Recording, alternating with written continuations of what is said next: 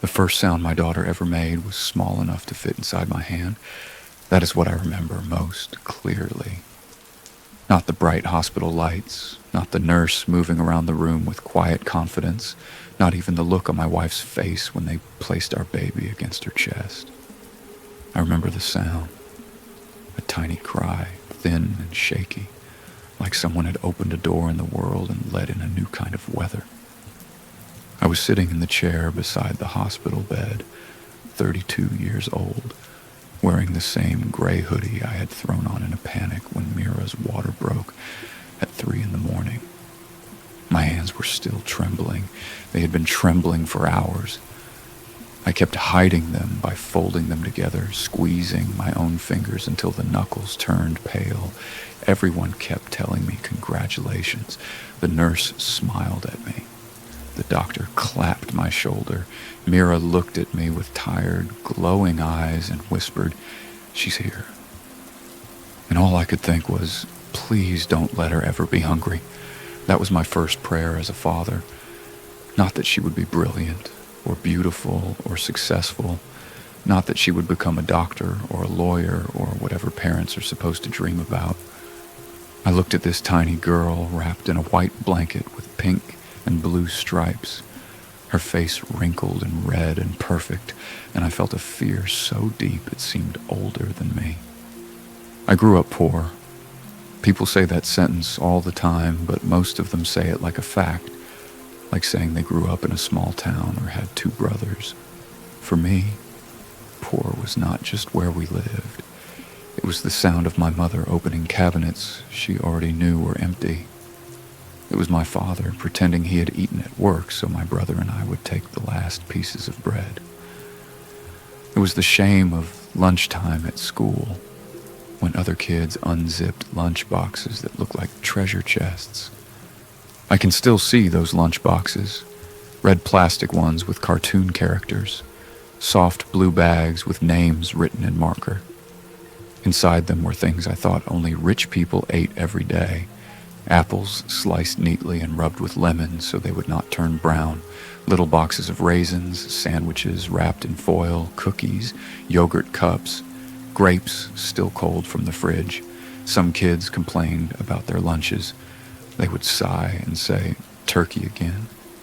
Or, "My mom forgot chips."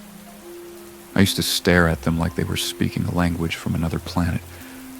Most days I had one slice of bread folded over itself with peanut butter spread so thin you could almost see through it. Some days there was no peanut butter, only bread. Some days there was nothing. And I would tell people I was not hungry. I got good at lying about hunger. I learned to drink water until my stomach felt fooled. I learned to laugh when someone asked where my lunch was. I learned to say, "I ate already," even when my mouth tasted like emptiness. Sitting in that hospital room, watching my daughter sleep with her tiny fist tucked under her chin, I remembered being 8 years old and watching a boy named Daniel peel a banana at school. It sounds stupid, maybe, to remember a banana after 24 years, but I do. He peeled it slowly, bored, like it meant nothing. The smell filled the air around him, sweet and soft. He ate half, made a face, and threw the rest away. I stared at the trash can until the teacher told me to stop. That night, when I got home, I asked my mother if we could buy bananas. She looked at me for a second too long, then she smiled, but it was a broken smile. "Maybe next week," she said. Next week became the week after that, then the week after that. My mother was not lazy. My father was not careless. That is another thing people do not understand about poverty. They think hunger is a punishment for bad choices, but sometimes it is just a room. You are born inside, and every door costs money to open. My father worked loading trucks until his back gave out. My mother cleaned offices at night. They came home exhausted, smelling of bleach and sweat, and still there were envelopes on the table we could not open without fear. Rent, electricity, water, School fees, shoes. There was always something. When I met Mira, I was 26 and already the kind of man who checked his bank account 3 times a day. We met at a friend's birthday dinner, which I almost did not attend because the restaurant was too expensive. I spent 20 minutes in my car outside calculating what I could order without looking cheap. Mira was sitting across from me, laughing at something someone said, her hair falling over one shoulder. She had a laugh that made people turn toward her. Not because it was loud, but because it sounded honest. She asked me why I was only eating fries. I told her I was not very hungry. She tilted her head and looked at me like she could see straight through the lie. That's what people say when they're either heartbroken or broke. I almost choked. Maybe I'm both. Then you definitely need more than fries. She pushed half her pasta onto a small plate and slid it toward me before I could refuse. I remember that too. The ease of it. The way she gave without making it feel like charity. That scared me almost as much as it pulled me in. By our 3rd date, I knew I liked her. By our 5th, I knew I was in trouble. Mira came from a family that was not rich, exactly, but comfortable in a way I had never known. Her parents owned their apartment. They took vacations. Their fridge always had food in it, not just ingredients waiting to become meals, but food you could eat because you felt like it. Cheese, fruit, leftovers in glass containers, sparkling water, a whole drawer just for snacks. The first time I visited their home, her mother told me to help myself to anything. I nodded politely, then stood in front of the fridge like it was a museum exhibit. Mira found me there and touched my elbow. "You okay?" "Yeah," I said. "Your parents have 3 kinds of grapes." She laughed because she thought I was joking. Then she saw my face and stopped laughing. That was one of the first hard conversations we had. Later that night, walking to my car, she asked me what happened in there. I tried to shrug it off, but she waited. Mira was always good at waiting, not pushing, not demanding, just leaving enough silence for the truth to come out. So I told her, not everything, but enough. I told her about the lunches, the empty cabinets, the months when my parents whispered at night because they thought we were asleep. I told her I hated owing people money, I hated wasting food, I hated surprises that came with price tags. I told her I did not know how to relax when things were good because some part of me was always waiting for the good to be taken away. She listened without interrupting. Then she said, "I don't need you to be rich." I said, "That's easy to say when you've never been afraid of bread running out." She flinched, and I hated myself for it, but it was true. Love did not erase that fear. Nothing did. As our relationship grew serious, money became the 3rd person in the room with us. It sat between us at dinner. It came on walks. It climbed into bed with us at night. I saved everything I could. I bought used clothes, fixed old shoes, ate leftovers until Mira begged me to throw them away. When I got a better job as a warehouse supervisor, I did not celebrate. I increased my automatic savings. I built spreadsheets, emergency fund, rent fund, medical fund, car repair fund, future child fund, even before we knew if we wanted children. Mira admired it at first. She called me responsible, then after a while, she started calling me scared. The biggest fight we ever had was 2 months after our wedding. We had moved into a small apartment with peeling paint in the bathroom and a balcony barely big enough for 2 chairs. I loved that apartment because we could afford it on one salary if we had to. Mira hated it because the pipes rattled and the kitchen cabinets smelled damp no matter how much she cleaned them. One evening, she came home with a brochure for a weekend trip, nothing huge, 2 nights by the sea. She said we deserved it. I looked at the price and felt my chest tighten. "We can't," I said. "We can't. We shouldn't. That's different. It's not different to me." She put the brochure down slowly. "We have savings." "Exactly. That's why we have savings, for emergencies." Living is not an emergency. I remember standing there in the kitchen, hearing the old refrigerator hum behind me. I wanted to explain that happiness felt dangerous when it cost money, that every unnecessary purchase seemed like stealing from the future version of us who might be desperate, that I could not enjoy the sea if I was thinking about losing my job, the car breaking down, rent going up, a baby needing medicine one day. Instead, I said, "You don't get it." Her eyes filled, but she did not cry. "Then help me get it." So I did. I told her about the winter our electricity was cut for 3 days, how my mother boiled water at a neighbor's apartment and brought it home in pots so we could wash. I told her about wearing shoes with holes in the soles and stuffing cardboard inside them when it rained. I told her about pretending not to notice when teachers looked at me with pity.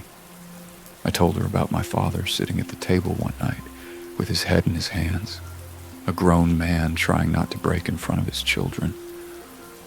Mira came around the table and hugged me so tightly I could barely breathe. "We'll save," she whispered, "but we also have to live." That became our compromise. We saved carefully, but we allowed ourselves small joys. One dinner out a month, a cheap trip once a year, fresh fruit always in the house, even when prices went up. That one was Mira's rule. She said no child of ours would ever think grapes were a luxury. When she got pregnant, the old fear returned with teeth. Everyone else seemed happy in a simple way. Her parents cried. My mother crossed herself and kissed Mira's forehead. My father, older and slower now, shook my hand like I had accomplished something enormous. I smiled in all the right places. I painted the nursery. I assembled the crib. I read articles about diapers and sleep schedules and how to hold a newborn. But at night, I checked our accounts again and again. What if I lost my job? What if Mira needed more time off than planned? What if the baby got sick? What if rent climbed? What if food prices rose? What if everything I built was still not enough? One night, around her 7th month, Mira found me at the kitchen table at 2 a.m. My laptop was open, blue light on my face, columns of numbers filling the screen. She stood there in one of my old t-shirts, one hand resting on her belly.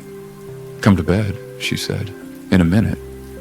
"You said that an hour ago." I rubbed my eyes. "I'm just checking something." She sat across from me. "You're checking fear."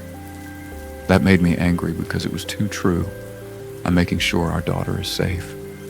She's not even born yet, and you're already carrying the whole world like a punishment. What do you want me to do? Pretend money doesn't matter? No. I want you to understand that you can protect her and still love her without panic. I wanted to argue, but then the baby kicked. Mira took my hand and pressed it to her stomach. There it was, a small push against my palm. My daughter, alive and impatient, already announcing herself. "She needs you," Mira said softly. "Not just your savings account. You." Now, in the hospital, with Mira asleep and our daughter in the clear bassinet beside her, those words came back to me. The room was quiet except for the soft beeping of machines and the occasional wheels of carts passing in the hallway. Dawn was beginning to press pale light against the window. I stood carefully and walked to the bassinet. My daughter's hospital bracelet looked too big for her ankle. Her mouth moved in her sleep, like she was dreaming of milk. I whispered her name for the first time when no one else was awake. Leora. Mira had chosen it. It meant light. I had agreed because I loved the way she said it, but only now did I understand it. This tiny girl had entered the world and somehow lit up every dark room I had carried inside me. Still, the fear did not vanish. I do not think fatherhood works like that.